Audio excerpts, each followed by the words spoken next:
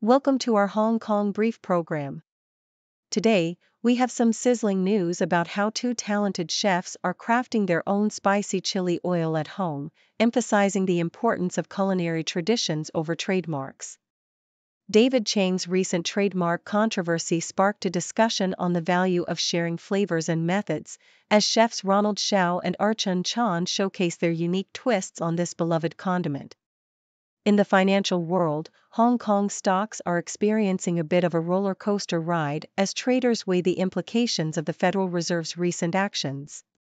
With the Hang Seng Index showing slight gains and fluctuations in tech stocks, investors are keeping a close eye on the market's response to the Fed's signals regarding interest rate cuts and economic growth. Lastly, Hong Kong's financial officials are advising borrowers to brace for a delay in funding costs following a recent base rate cut. As the city adapts to changing economic conditions, officials emphasize the importance of cautious borrowing and evaluating interest rate risks. Please stay tuned for more detailed coverage. South China Morning Post reports on the recent spicy chili oil controversy sparked by David Chang of Momofuku, who attempted to trademark his chili crunch product. This move was met with backlash, leading him to retract his request and apologize. The article explores the significance of chili oil in Hong Kong's culinary landscape, where it is a staple across various dining establishments. Chefs Ronald, Shao and ArChan share their unique recipes and philosophies on chili oil, emphasizing the importance of traditional techniques and the communal sharing of culinary knowledge. Shao's recipe focuses on using rapeseed oil and avoiding garlic to maintain the pure taste of chilies, while Chang incorporates leeks and Sichuan peppercorns, adding her own twist. Both chefs express disappointment over the trademark attempt, advocating for the preservation of culinary traditions through shared knowledge rather than ownership. South China Morning Post also covers the fluctuations in Hong Kong's stock market following the Federal Reserve's recent interest rate cut. The Hang Seng Index showed minor gains, while the Hang Seng Tech Index experienced slight growth. The article notes that the Fed's decision came with mixed signals about future rate cuts, which influenced local trading sentiment. Key players in the market saw varied performances, with appliance maker Haier Smart Home rising significantly, while major oil companies faced declines. The report highlights the ongoing concerns regarding China's economic performance, with analysts predicting continued struggles for investors in Chinese stocks due to geopolitical tensions and a lack of robust fiscal policies. South China Morning Post further informs readers about warnings from Hong Kong's financial officials regarding potential delays in the cost of funding following the recent base rate cut by the Hong Kong Monetary Authority, HKMA. With the base rate now at 5.25%, officials caution the public against excessive borrowing amid sluggish economic growth. Financial Secretary Paul Chan and HKMA's acting chief executive Howard Lee emphasize that adjustments in commercial banks' prime rates may lag behind those in the U.S., influenced by various economic factors. They encourage borrowers to carefully assess interest rate risks when making financial decisions, particularly in the real estate market, as the public prepares for a potentially volatile financial landscape ahead.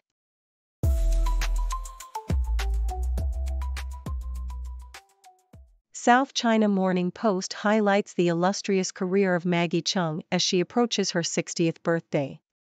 Once a beauty queen and a dominant figure in Hong Kong cinema during the 1990s and early 2000s, Cheung captivated audiences with her versatile performances alongside prominent actors like Tony Leung and in collaboration with celebrated director Wong Kar-wai.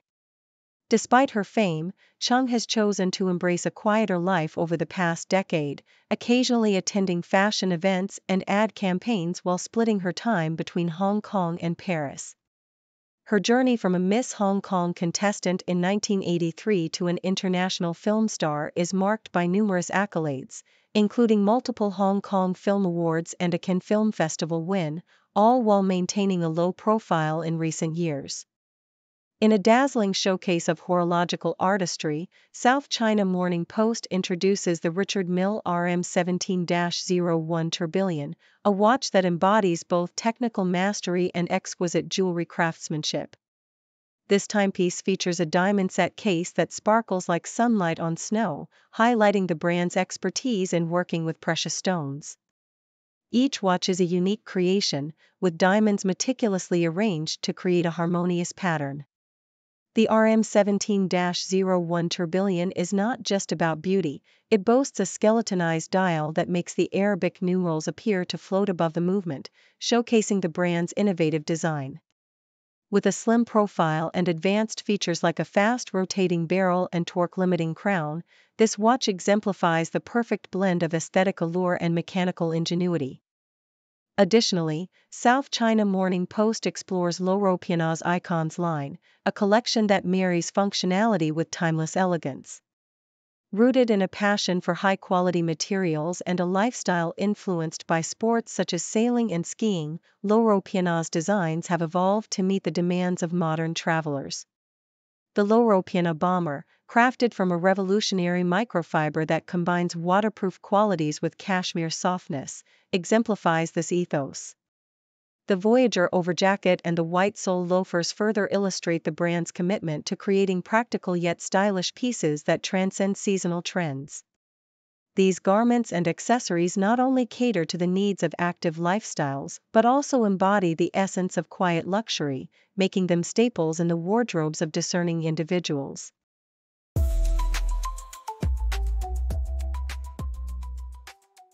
South China Morning Post. In the heart of Hong Kong, the retail landscape is undergoing a dramatic transformation as traditional shops shutter their doors and new, experiential stores take their place. Claw machine arcades and self-service selfie shops are popping up like mushrooms after rain, particularly in bustling areas like Mong Kok. These arcades, some merely 100 square feet, invite players to try their luck at winning quirky prizes, while selfie shops offer a chance for patrons to dress up and capture fun memories. With retail sales plummeting and vacancy rates rising, many small and medium-sized enterprises, SMEs, are on the verge of collapse. The shift in consumer habits, driven by online shopping and trips to mainland China, has left landlords reluctant to lower rents, leaving many prime commercial spaces empty. Young entrepreneurs, however, are seizing the moment. For instance, 17-year-old Chang turned his passion for claw machines into a profitable business, earning 100,000 Hong Kong dollars monthly from a small arcade he runs. South China Morning Post. As the Hong Kong women's rugby team prepares for the Asia Rugby Sevens series in Hangzhou, head coach Andy Vilk expresses optimism about their potential to close the gap with formidable opponents like China and Japan. Despite fielding an understrength squad due to players being unavailable for selection, Vilk encourages the remaining athletes to seize their opportunity in the spotlight. The team's recent victory over Japan has boosted their confidence, and Vilk emphasizes the importance of hard work and execution in Sevens rugby. With the addition of Robbie Ferguson, a former Great Britain Sevens captain, to the coaching staff, the team is poised for growth.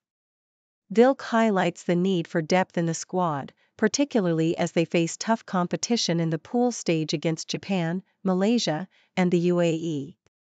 As they navigate these challenges, the team's focus remains on their performance and strategy. CBC, former Conservative leader Aaron O'Toole revealed in a recent inquiry that he considered expelling a Conservative senator due to concerns over foreign influence, specifically regarding the senator's alleged lobbying for a Chinese state-owned enterprise. O'Toole expressed his worries about the senator's activities, particularly given the sensitive political climate surrounding China at the time.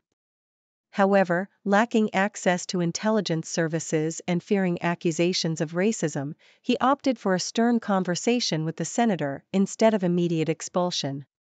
The inquiry, which follows reports of foreign interference in Canadian elections, aims to assess how well the government can combat such threats. O'Toole highlighted vulnerabilities within political parties, particularly the Liberal Party, and stressed the importance of transparency regarding foreign interference. As the inquiry progresses, calls for accountability grow louder, with MPs seeking to unveil any parliamentarians implicated in foreign influence activities.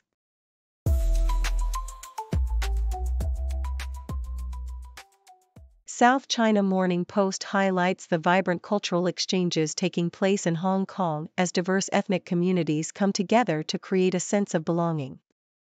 A recent pop-up market, the Gaidfang Bazaar, showcased small businesses from various ethnic backgrounds, including Indian, Filipino, and Nepali. Organized by the Foundation for Shared Impact, the event aimed to support under-resourced entrepreneurs and foster community connections.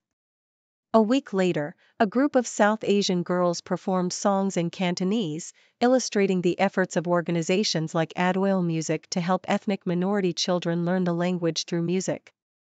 Despite facing challenges, such as poverty and language barriers, these initiatives are paving the way for greater integration and empowerment among Hong Kong's ethnic minorities. South China Morning Post reports on a significant monetary policy shift in Hong Kong as the Hong Kong Monetary Authority, HKMA, cut its base interest rate for the first time in 4 years, aligning with the U.S. Federal Reserve's aggressive rate reduction. This move aims to stimulate the economy and provide relief to struggling businesses and homeowners amid rising geopolitical tensions and high interest rates. The cut, which brought the base rate down to 5.25%, is expected to enhance consumer confidence and potentially boost the housing market as mortgage rates decline. With the city's GDP showing signs of growth, the HKMA's decision reflects a broader strategy to maintain economic stability and support local businesses in a challenging environment. South China Morning Post delves into the personal life of actress Julie Bowen, known for her role in Modern Family, as she navigates single life post-divorce from Scott Phillips.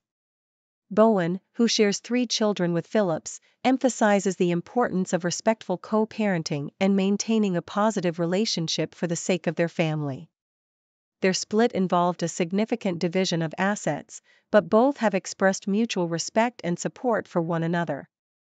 Bowen's recent projects, including the upcoming series Hysteria, showcase her continued success in the entertainment industry. Despite their differences, the former couple remains amicable, often interacting positively on social media, highlighting their commitment to co-parenting and shared family values.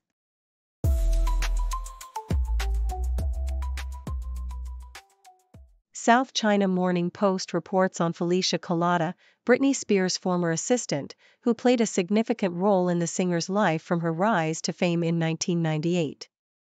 Collada, who first met Spears at the age of 5, became her chaperone at the request of Britney's mother, Lynn Spears. She was by Britney's side during both joyous and tumultuous times, including the heartbreaking moment when Spears had an abortion at 19 while dating Justin Timberlake. Collada also made a cameo in the iconic Baby One More Time music video, stepping in as a teacher when the production team faced a budget issue. Despite their close bond, Collada eventually left Team Britney in 2007, citing her inability to help Spears amidst her struggles, and has since expressed her concerns regarding Spears' conservatorship. Beth Ostrowski Stern, as highlighted by South China Morning Post, is not just known as the wife of Howard Stern but also as a passionate animal rights activist and author. After a successful modeling and acting career, she dedicated herself to fostering and finding homes for over 2,000 cats, inspired by the loss of her own dog. She co-founded Bianca's Furry Friends Feline Adoption Center, a no-kill, cage-free facility that matches cats with loving families. Her love for animals is matched by her literary accomplishments, including a New York Times bestseller about pet care and 2 children's books about her rescued cat, Yoda. Stern's marriage to Howard, which began at a party where she was on a blind date, has flourished over the years, with the couple celebrating their love through a vow renewal ceremony in 2019. Nikkei Asia reports on a significant monetary policy shift as the U.S. Federal Reserve has cut interest rates by 50 basis points, marking the first reduction in over 4 years. This decision aims to manage inflation while avoiding a recession, following a series of rate hikes initiated to combat unprecedented inflation rates stemming from the COVID-19 pandemic. The Fed's recent cut brings the federal funds rate down from a peak not seen in 23 years, responding to a decrease in year-on-year inflation to a 3-year low of 2.5%. As stock markets reacted positively to the news, the Fed's decision reflects a cautious approach to balancing economic growth and inflation, with the potential for further adjustments depending on future economic indicators.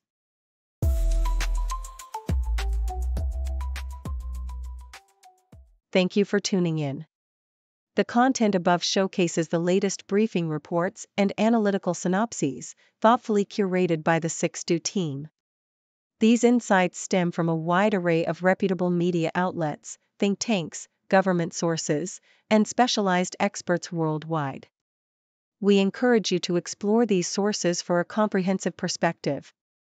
Keep in mind that while the content may not always align with the official standpoint of 6Do Brief, it's not meant to be taken as absolute directives for decision-making. Comprising seasoned media professionals, learned scholars, and accomplished scientists, the 6Do team embodies a trailblazing, fully independent media entity. To customize 6Do Brief to meet your professional needs, you have the option to subscribe to a diverse array of briefings on our website, 6dobrief.com. Regardless of your location, you can conveniently receive 6Do Brief via email. Scrolling through the headlines. Another crazy day. 6 degrees of stories connecting in their way. From the weather to the sports and everything we see. People making news on TV screens for free. 6 degree world where the news comes in a whirl. Every story ties together like a ribbon in a twirl. Sit back and watch it all. Big and small they call. From city lights to countryside, we're connected.